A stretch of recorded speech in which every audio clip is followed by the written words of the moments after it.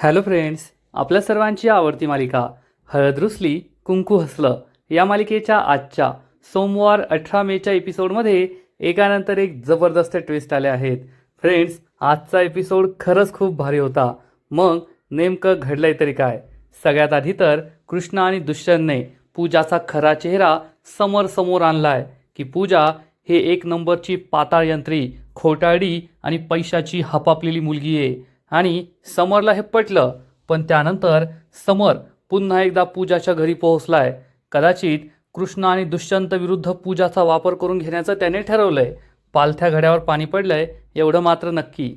पण बाळजाबाईने समर आणि अनुसुयाला बोलताना ऐकलं की त्यांनीच बाळजाबाईवर हल्ला करण्यासाठी मारेकऱ्यांना पाठवलं होतं. आणि बाळजाबाईने ही गोष्ट लगेचच कृष्णा आणि दुष्यंतला येऊन सांगितली आहे. मग आता कृष्णा आणि बाळजाबाई समर आणि अनुसुया विरुद्ध एकत्र येणार का?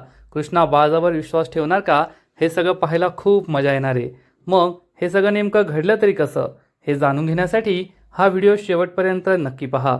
फ्रेंड्स, आजच्या एपिसोडच्या सुरुवातीलाच बाळजाबाईवर हल्ला करणारे गुन्हेगार मारेकरी एका टेम्पोमध्ये बसून पळून जात असतात. आणि त्याच वेळेस बाळजाबाई चक्क या टेम्पोसमोर येऊन उभी राहते. त्यामुळे हा टेम्पो थांबतो. टेम्पोत असलेले मारेकरी खिडकीतून बाहेर पाहतात तर त्यांना बाळजाबाई समोर उभी असलेली दिसते. आणि या मारेकऱ्यांना जबर धक्काच बसतो. बाळजाबाई, आता आपलं काही खरं नाही असं ते बोलतात. आणि इकडे पूजा मात्र समरबरोबर हनीमून साजरा करण्याची सगळी तयारी करून बसलेली असते. तिने सेंटेड कॅन्डल्स लावलेले असतात, मस्त मॉडर्न वेस्टर्न ड्रेस घातलेला असतो, छान मेकअप केलेला असतो आणि ती अतिशय खुश असते. आणि म्हणते, समर, आता थोड्याच वेळात तू कायमचा माझा होशील आणि आजची रात्र मी माझं नशीब बदलणार. जेव्हा प्रश्न हा गडगंज संपत्तीचा असतो ना, तेव्हा मी कोणत्याही थराला जाऊ शकते. असा विचार करून पूजा खूप खुश होते आणि म्हणते, समर, आजची ही गुलाबी रात्र जेव्हा मी तुला माझ्या मिठीत घेणार आणि मग उद्या सकाळी माझ्यासाठी सोनेरी पहाट उगवणार. असा विचार करून पूजा खूप खुश होते. आनंदाने नाचू लागते, बागडू लागते. तिला असं वाटत असतं की थोड्याच वेळात समर येईल, मग मी समरला माझ्या मिठीत घेईल, त्याच्याबरोबर रात्र घालवणार आणि लवकरच मी रांगणे पाटलांची मोठी सून बनणार. पूजा म्हणते, एकदा का मी रांगणे पाटलांची थोरली सून बनले, मग त्या दुष्यंत आणि कृष्णाला मी त्यांची लायकी दाखवणार. दोघांनी मला खूप त्रास दिलाय, मी आता त्यांना नरक दाखवणार त्यांच्याच घरात. असा विचार करून पूजा खूप खुश होते. तेवढ्यात तिला समरच्या गाडीचा आवाज ऐकू येतो. समर आलाय, त्यामुळे पूजाला आनंद होतो आणि पूजा म्हणते, माझं लाईफ टाईम क्रेडिट कार्ड आलं. आणि पूजा ही समरची वाट पाहते. समर दरवाजात आलाय हे पाहून लगेच बेडवर जाऊन दुसरीकडे तोंड करून बसते. समर दरवाजात येतो. समर सुद्धा एकदम रोमॅन्टिक झालेला असतो. तोंडात गुलाबाचं फूल, हातामध्ये गिफ्ट, आणि तो पूजाकडे एकटक पाहतच राहतो. आणि पूजा ही तिच्या आदा दाखवते, त्याच्याकडे पाहते, लगेच तोंड फिरून घेते. आणि समर चांगलाच खुश होतो आणि म्हणतो, डार्लिंग. पूजा ही लगेच त्याच्या ओठांवर बोट ठेवते. शांत बस. आणि असं बोटाने त्याला जवळ येण्याचा इशारा करते. समर खूप खुश होतो. तोंडातला गुलाब हातात घेतो आणि पूजाच्या शेजारी येऊन बसतो. पूजाने तोंड फिरवलेलं असतं आणि समर हा चक्क तिच्या मानेवरून, गालावरून, हातावरून हे गुलाबाचं फूल फिरवत फिरवत म्हणतो, काय डार्लिंग, तुला हे शोभतं का? एवढा गुलाबासारखा सुंदर चेहरा आहे तुझा, आणि मी तुला भेटण्यासाठी आलोय आणि तू तोच चेहरा माझ्यापासून फिरवून ठेवला आहे. हे मला बिलकुल आवडलेलं नाहीये. असं म्हणून समर हा पूजाच्या खूप जवळ येतो आणि म्हणतो, तुला मला चेहरा दाखवायचा नाहीये ना, थांब, मीच तुझा चेहरा पाहतो. असं म्हणून तो पूजाच्या जवळ जाणार. इतक्यात दुष्यंत आणि कृष्णा तेथे पोहोचतात. आणि कृष्णा म्हणते, थांब समर. समर आणि पूजा मागे वळून पाहतात. कृष्णा आणि दुष्यंतला पाहून या दोघांना जबर धक्काच बसतो. पूजा तर चांगलीच घाबरते आणि विचारते, तुम्ही दोघे येथे? पण कृष्णा आणि दुष्यंत सगळी तयारी करून आलेले असतात. आणि इकडे बाळजाबाई या मारेकऱ्यांच्या टेम्पोसमोर उभी असते. आणि तेवढ्यात हा मारेकरी ड्रायव्हरला म्हणतो, ए भावा, गाडी मागे घे, ही बाळजाबाई ना आम्हाला मारून टाकेल, लई डेंजर बाई आहे. अरे गाडी मागे घे ना. पण हा ड्रायव्हर गाडी चालवतच नाही. गुंड म्हणतो, ए तुला ऐकू येत नाही का, गाडी मागे घे.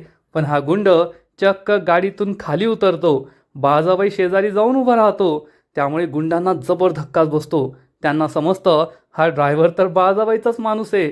बाळजाबाई विचारते, काय रे पिंट्या, तुझ्यासमोर यांनी तोंड उघडलं का? पिंट्या नकार देतो. बाळजाबाई म्हणते, नको टेन्शन घेऊ, आता माझ्यासमोर बरोबर तोंड उघडतील.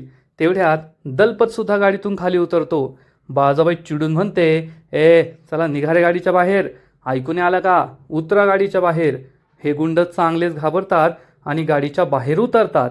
इकडे कृष्ण आणि दुष्यंत पुढे येतात. तर समर म्हणतो, तुम्ही दोघे येथे काय करताय? कृष्णा त्याला विचारते, तू येथे काय करतोय ते सांग आम्हाला. तर समर म्हणतो, हा माझा पर्सनल मॅटर आहे, आमची खाजगी बाब आहे, तुम्ही त्यात नाक खुपसू नका. पण कृष्णा ही पुढे येते. बेडवर जी शॉल अंथरलेली असते ती शॉल घेते आणि पूजाच्या अंगावर टाकते आणि मग पूजाच्या सनसनीत मुस्काटात मारते. दुष्यंत आणि समरला मोठा धक्काच बसतो. पूजा चांगलीच घाबरलेली असते. थोबाडीत खाऊन सुद्धा ती काहीच बोलत नाही. आणि मग कृष्णा पूजाला जाब विचारते, पूजा हे सगळं काय चाललंय तुला? इतक्या खालच्या पातळीला उतरायला लाज नाही का वाटत तुला?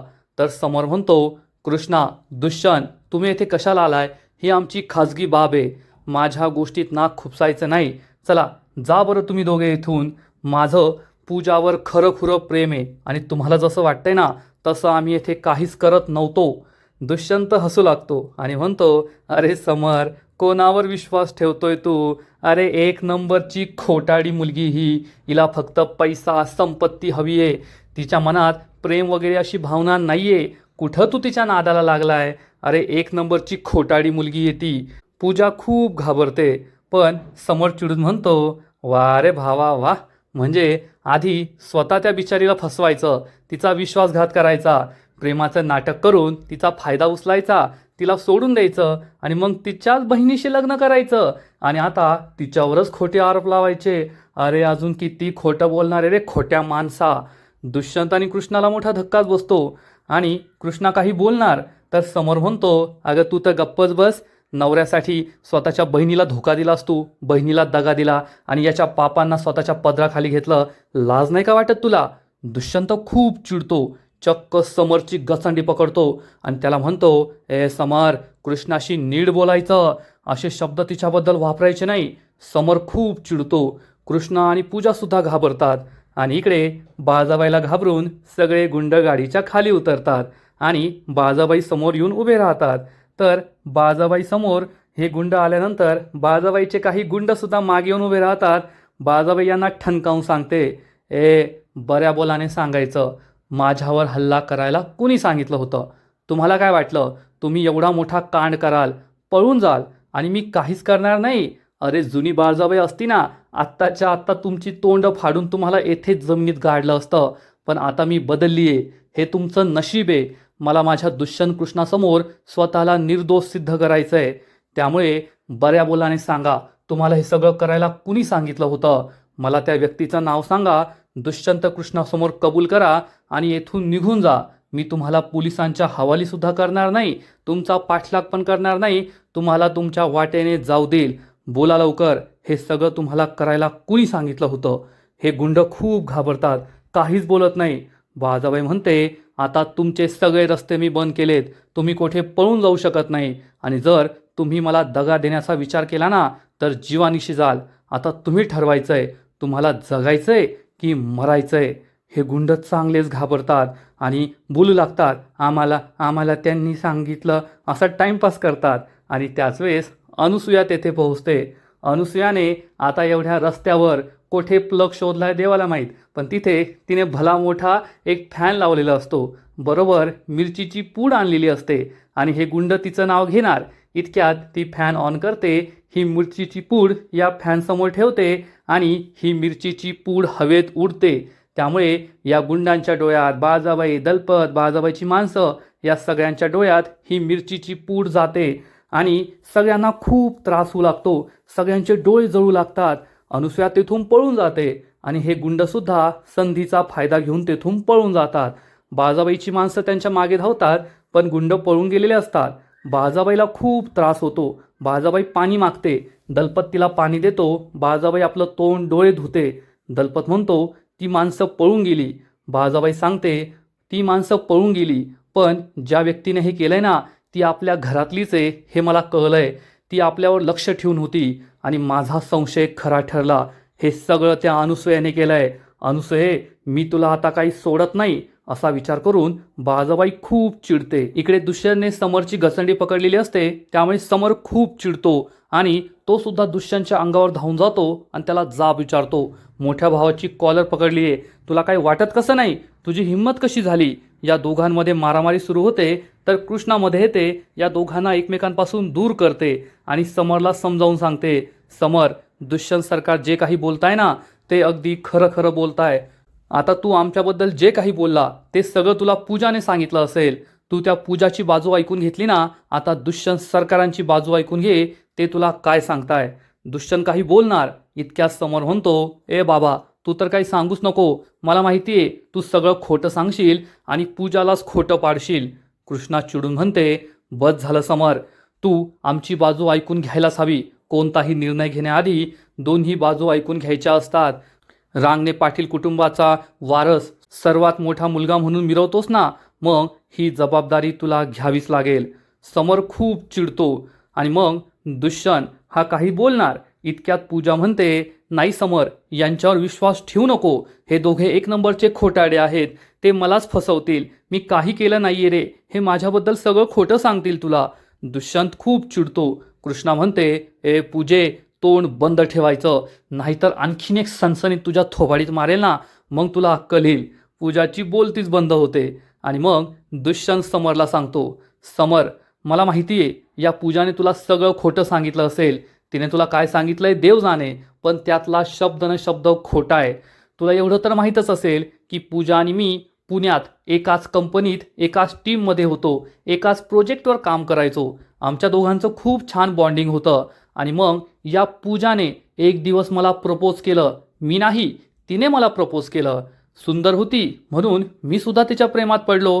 पण जेव्हा तिला असं वाटलं की मी तिच्या अपेक्षा पूर्ण करू शकत नाही, तेव्हा चक्क तिने माझ्या बॉसबरोबर, मला तर बोलताना सुद्धा लाज वाटतीये, तिने माझ्या बॉसबरोबर काय केलं ते. आणि मग मी तिच्याबरोबरचे सगळे संबंध तोडले. त्या दिवशी मला कळलं की पूजाला फक्त पैसा आणि संपत्ती हवी आहे. तिला प्रेम, आपुलकी, भावना या गोष्टी नाही आहेत. आणि मग मी तिच्याशी सगळे संबंध तोडले. हे ऐकून समरला मोठा धक्काच बसतो. पूजा खूप घाबरते. कृष्णा ही समरला सांगते, समर, आता तुला यांच्यावर विश्वास बसलाच नसेल. मला माहिती आहे पूजाने तुझे कान भरले आहेत. आता तू त्यांची बाजू ऐकून घेतली ना, आता तू माझी बाजू ऐकून घे की या पूजाने काय काय कांड करून ठेवले आहेत. तू आता म्हणालास ना की मी माझ्या नवऱ्याच्या चुका पदरात घेतल्या, तर ते मी तुला सांगते. माझ्या नवऱ्याने तर कोणती चूक केली नव्हतीच, पण माझं आणि दुष्यंत सरकारांचं लग्न झाल्यानंतर या पूजाला ते सहन झालं नाही. पुन्हा एकदा आमच्या आयुष्यात येण्यासाठी, दुष्यंत सरकारांच्या आयुष्यात येण्यासाठी तिने आत्महत्या करण्याचं खोटं नाटक केलं. मग माझी स्मरणशक्ती गेली आहे, माझ्या डोक्यावर परिणाम झाला आहे असं म्हणून ती आमच्या घरात शिरली. घरात ठाण मांडून बसली होती. तिने डॉक्टरला सुद्धा आपल्याबरोबर वळवलं होतं. हे सगळं नाटक तिने केलं होतं. समरला मोठा धक्काच बसतो. पूजा म्हणते, नाही समर, तू यांच्यावर विश्वास ठेवू नको. हे सगळं खोटं आहे. ही कृष्णा, हा दुष्यंत सगळं खोटं बोलताय. कृष्णा चिडून म्हणते, बस झालं पूजा, मी काय फक्त तोंडाची हवा नाही दडवतेय. माझ्याकडे पुरावे आहेत आणि ते पुरावे मी आता दाखवतेच. असं म्हणून कृष्णा ही समरला म्हणते, समर, माझ्या मोबाईलमध्ये असा व्हिडिओ आहे ज्यामध्ये या पूजाने स्वतःच्या तोंडाने कबूल केलंय की हा गुन्हा तिने केला होता, तिने काय काय केलंय. आणि त्याचबरोबर ही फाईल, ज्या फाईलमध्ये डॉक्टरांच्या मदतीने तिने स्वतःचे सगळे खोटे रिपोर्ट्स तयार करून घेतले होते. खोटी औषधं, खोटे रिपोर्ट्स, सगळं काही खोटं होतं. तू स्वतः हे पुरावे पहा आणि मग ठरव, तुला आमच्यावर विश्वास ठेवायचा आहे की या पूजावर विश्वास ठेवायचा आहे. कृष्णाचे हे पुरावे पाहून पूजाला जबर धक्काच बसतो आणि समरच्या मनात सुद्धा संशय येतो की हे दोघं खरं बोलताय, पूजा चुकीची आहे. कृष्णा समरच्या हातात हे पेपर देते आणि समरला म्हणते, तू आमच्या बोलण्यावर विश्वास ठेवू नको. तू हे सगळे पुरावे स्वतः पहा आणि मग स्वतःच ठरव, तुला या पूजावर विश्वास ठेवायचा आहे की आमच्या दोघांना विश्वास ठेवायचा आहे. समर हे पुरावे पाहू लागतो. पूजा चांगलीच घाबरते आणि पूजा समरला म्हणते, समर, हे पुरावे सुद्धा खोटे आहेत. हे दोघे खोटे आहेत. फक्त मी खरी आहे. माझ्यावर विश्वास ठेव. कृष्णा चिडून म्हणते, पूजा, तोंड बंद ठेव. आता हे पुरावेच तुझं सत्य सांगतील आणि समरला सुद्धा कळेल की कोण खरं आहे आणि कोण खोटं आहे. समर, तूच सांग आता, तुझा कोणावर विश्वास बसलाय, आमच्यावर की हिच्यावर? आणि मग समर म्हणतो, हिच्यावर, माझा पूजावर विश्वास आहे. कृष्णा आणि दुष्यंतला मोठा धक्काच बसतो. कृष्णा विचारते, समर हे काय बोलतोयस तू? आम्ही तुला एवढं सत्य सांगितलं, पुरावे दाखवले, तरी सुद्धा तुझा या पूजावरच विश्वास आहे? तर समर चिडून म्हणतो, व्हय, माझा या पूजावरच विश्वास हाय. तुला काय करायचं हाय? मला काय फरक पडत नाही की तिच्याबद्दल तुम्ही काय पण पुरावे दाखवले तरी माझा विश्वास बसणार नाही. कारण प्रत्येकाचा भूतकाळ असतो, प्रत्येकाचा पास्ट असतो. माझा सुद्धा भूतकाळ आहे, तसा पूजाचा भूतकाळ आहे. पण जर एखाद्या व्यक्तीला सुधारायचं असलं तर आपण त्याला संधी द्यायला हवी. तसंच पूजाला सुद्धा सुधारायचं आहे. तिचं माझ्यावर खरं प्रेम आहे, माझं तिच्यावर खरं प्रेम आहे आणि मी पूजाला संधी द्यायला तयार आहे. मी तिला संधी देणार. अरे मानलं, चला मानलं की पूजा चुकीची आहे आणि तुम्ही बरोबर आहात. पण पूजाने ज्या काही चुका केल्या आहेत ना, त्यात तुमची सुद्धा चूक आहे ना, तुम्ही सुद्धा त्यास कारणीभूत आहात. हे ऐकून दुष्यंत आणि कृष्णाला जबर धक्काच बसतो. पूजा मात्र खूप खुश होते की माझे एवढे कांड समजल्यानंतर सुद्धा त्याचा माझ्यावरच विश्वास आहे. दुष्यंत हा त्याला समजवण्याचा प्रयत्न करतो. समर, तुझं काय बोलतोय? तुला तरी कळतंय का? या पूजाचे एवढे कारनामे समजल्यानंतर सुद्धा तुझा तिच्यावरच विश्वास आहे? अरे एक नंबरची खोटाडी आहे ती. तिला फक्त पैसा संपत्ती हवी आहे. तिला प्रेम, आपलेपणा, भावना काहीच नाही आहे आणि तू पुन्हा एकदा फसतोय. तर कृष्णा म्हणते, होय समर, या पोरीवर विश्वास ठेवू नको.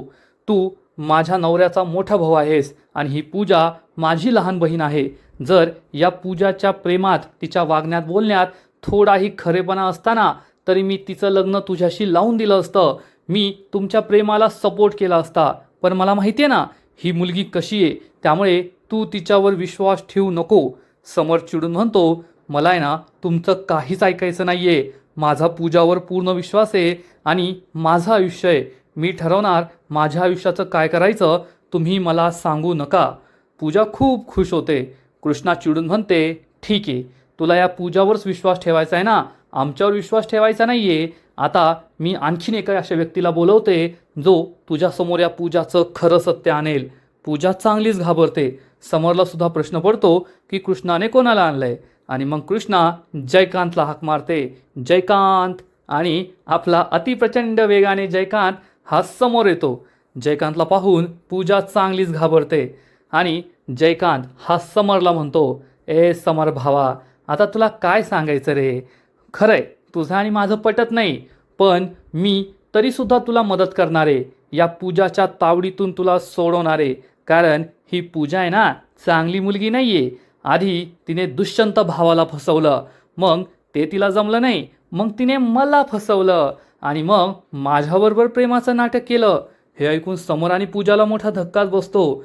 आणि मग जयकांत सांगतो, आणि आता जेव्हा माझ्याकडे सुद्धा डाळ गळली नाही ना, तर ती तुझ्याजवळ आली आहे तुला फसवायला. कारण तिला काय पाहिजे? तिला पाहिजे फक्त पैसा, संपत्ती, सत्ता. आणि त्यासाठी ती ही सगळी नाटकं करतीये. अरे तिचं एकच उद्दिष्ट आहे, तिला रांगणे पाटलांची सून बनायचं आहे आणि मग राज्य करायचं आहे रांगणे पाटलांच्या साम्राज्यावर. म्हणून ती ही सगळी नाटकं करतीये. जयकांत सगळं सत्य सांगतो. पण समर म्हणतो, अरे वा, आता जयकांतला बोलवलं का? अरे या जयकांतची काय लायकी आहे ना ते अख्ख्या गावाला माहिती आहे. या जयकांतला कोण महत्त्व देतं रे?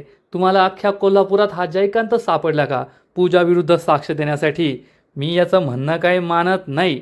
कृष्ण आणि दुष्यंतला खूप राग येतो. पूजा खुश होते आणि जयकांत फिदी फिदी हसू लागतो आणि म्हणतो, पाहिलं का वहिनीसाहेब, दुष्यंत भावा, मी म्हटलं होतं ना, या समोर आपण डोकं जरी आपटलं ना तरी तो आपल्यावर विश्वास ठेवायचा नाही. कारण या पूजाची जादूच तशी आहे. जादूगर आहे ती, जादूगर. पोरांवर अशी जादू करते ना की पोरं आंधळेच बनून जातात. पूजा तोंड वाकडं करते. आणि मग जयकांत म्हणतो, त्यामुळंच मी सुद्धा पुरावे घेऊन आलोय. मी सुद्धा काय तोंडाची हवाने दडवते, मी सुद्धा खरे खरे पुरावे समोर मांडणार. असं म्हणून जयकांत आपला मोबाईल बाहेर काढतो आणि सगळ्यांना दाखवतो, आता पहा आमच्या नात्याचं सत्य. असं म्हणून जयकांत चक्क त्याचे आणि पूजाचे एकमेकांजवळचे फोटो दाखवतो. एका फोटोमध्ये पूजाने जयकांतचा हात हातात घेतलेला असतो. हे पाहून समरला जबर धक्का बसतो. पूजा खूप घाबरते आणि मग जयकांत दुसरा फोटो दाखवतो, ज्यामध्ये पूजाने त्याचा गाल असं मस्त पकडलेला असतो पाऊट करण्यासाठी. जयकांत म्हणतो, पाहिलंस का, पूजाचे गोड गोड गुलाबी गुलाबी हात माझ्या या गोऱ्या गोऱ्या गालांवर आहेत आणि आमच्यात काही नातं नसतं तर एवढी जवळीक साधून फोटो कसे काढले असते. पूजाच्या पायाखालची जमीनच सरकते. आता समरचा सुद्धा विश्वास बसतो की ही पूजा खोटाडी आहे. जयकांत म्हणतो, भावा आता तरी तुला पटलंय ना, ही पूजा फसवी आहे. अरे एक नंबरची खोटाडी मुलगी आहे ती. मला माहिती आहे तिने तुझ्याशी प्रेमाचं नाटक केलं आणि तुझ्याकडून सगळ्या हौशी मौशी भागून घेतल्या असतील. महागडा मोबाईल, सोन्याचे दागिने हे सगळं मागितलं असेल. मी ते पूर्ण पण केलं आणि आता तुझ्याकडून सुद्धा तेच मागून घेतलं असेल. अरे या पुरीवर विश्वास ठेवू नको. लग्न करण्याचा विचार तर करूच नको. एक नंबरची खोटाडी मुलगी ही. पूजा आणि समरची बोलतीच बंद होते. कृष्णा म्हणते, समर आता तरी आमच्यावर विश्वास ठेव. अरे प्रेम आंधळं असावं पण खुळं नसावं. प्रेमामध्ये डोळे बंद असतात पण कमीत कमी कान मेंदू तरी उघडा ठेवायला पाहिजे ना. आता आम्ही तुझ्यासमोर इतके साक्षी पुरावे ठेवले. अजूनसुद्धा जर तुला या पूजावरच विश्वास ठेवायचा असेल तर तू आणि तुझं नशीब, तुम्ही दोघे काय करायचं ते करा.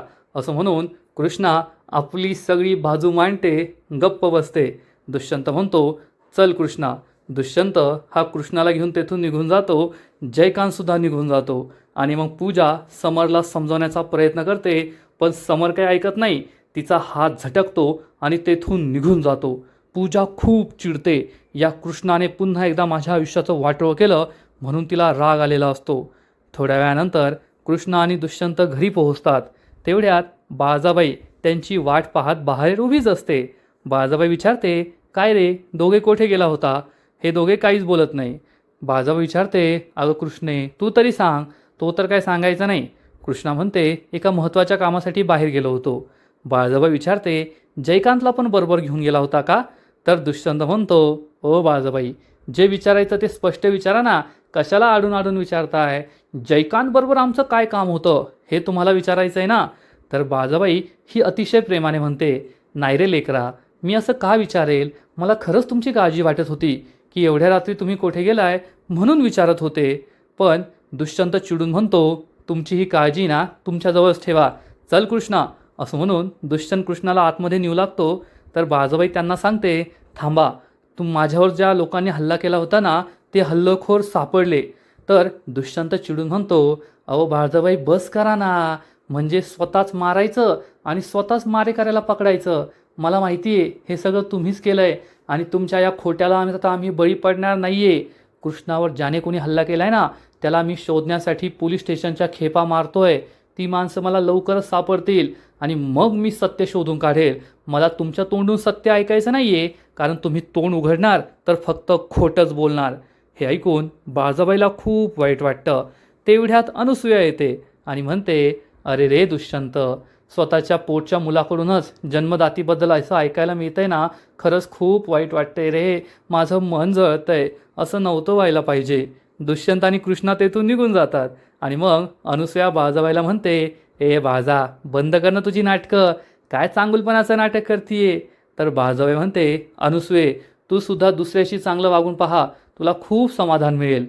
तर अनुसूया म्हणते, वा रे वा, बघा कोण बोलतंय. जिने लोकांचे जीव घेतले ती. बाळजाबाईला खूप वाईट वाटतं. अनुसूया निघून जाते आणि बाळजाबाई म्हणते, दुष्यंता, कृष्णा, एक दिवस तुम्ही माझ्यावर विश्वास नक्की ठेवाल. आणि मग दुष्यंत आणि कृष्णा दोघे जेवण करत असतात. कृष्णा टेन्शनमध्ये असते. दुष्यंत विचारतो, काय झालं? तर कृष्णा त्याला विचारते, दुष्यंत सरकार, पूजा कधी सुधारेल असं तुम्हाला वाटतंय का? तर दुष्यंत सांगतो, नाही कृष्णा, पूजा कधीच सुधारणार नाही. कारण तिला एका रात्रीत गडगंज श्रीमंत व्हायचं आहे आणि अशी व्यक्ती फक्त चुकीचे मार्ग निवडते आणि पूजा नेहमी चुकीच्या मार्गावर आहे. तिने माझ्याशी प्रेमाचं नाटक केलं पण मी तिच्या अपेक्षा पूर्ण करू शकत नाही असा विचार करून तिने माझ्या बॉसबरोबरच. दुष्यंत पुढे काही बोलत नाही आणि म्हणतो, सांगण्यासारखं नाही येते. तेवढ्यात बाळजाबाई तेथे येते. या दोघांना एकत्र जेवताना पाहून बाळजाबाई खूप खुश होते. कृष्णा ही पहिला घास खात असते तर दुष्यंत तिच्या हाताने घास खातो. बाळजाबाई दोघांच्या डोक्यावर हात ठेवून म्हणते, माझे राजा राणी एकत्र जेवण करताय, किती छान वाटतंय. तुम्हाला दोघांना कोणाची नजर लागायला नको. दुष्यंत चिडून म्हणतो, नजर लागायलाच नको, ना बाहेरच्यांची ना घरातल्यांची. घरातल्यांचीच नजर खूप डेंजर आहे. बाळजाबाईला हे ऐकून खूप वाईट वाटतं आणि आजचा एपिसोड येथेच संपतो. फ्रेंड्स, हळद रुसली कुंकू हसलं या मालिकेचा आजचा एपिसोड तर भारी होता, पण पुढील एपिसोड आणखीन भारी असणार आहे. मग नेमकं घडणार तरी काय? तर पुढील एपिसोडमध्ये आपण पाहू समर आणि अनुसूया या दोघांना बोलताना बाळजाबाई ऐकणार की या दोघांनीच बाळजाबाईवर हल्ला घडवला होता आणि मग बाळजाबाई ही गोष्ट कृष्णाला येऊन सांगणार. त्यामुळे कृष्ण आणि दुष्यंतला मोठा धक्काच बसेल. मग कृष्णा बाळजाबाईवर विश्वास ठेवेल का, समरवर संशय घेईल का, हे सगळं पाहायला मजा येणार आहे. मग आता पुढे काय होईल हे पाहणं खूप इंटरेस्टिंग आहे. तर फ्रेंड्स, तुम्हालासुद्धा हळद रुसली कुंकू हसलं ही मालिका आवडते का? नक्कीच कमेंट करून सांगा. आणि या मालिकेचे असेच नवीन नवीन एपिसोड, नवीन नवीन अपडेट सर्वात आधी पाहण्यासाठी व्हिडिओला लाईक करा, शेअर करा, चॅनलला सबस्क्राईब करून बेल आयकॉनवर क्लिक करा. म्हणजे या मालिकेचे नवीन नवीन एपिसोड तुम्हाला सर्वात आधी पाहायला मिळतील. खूप खूप खूप धन्यवाद.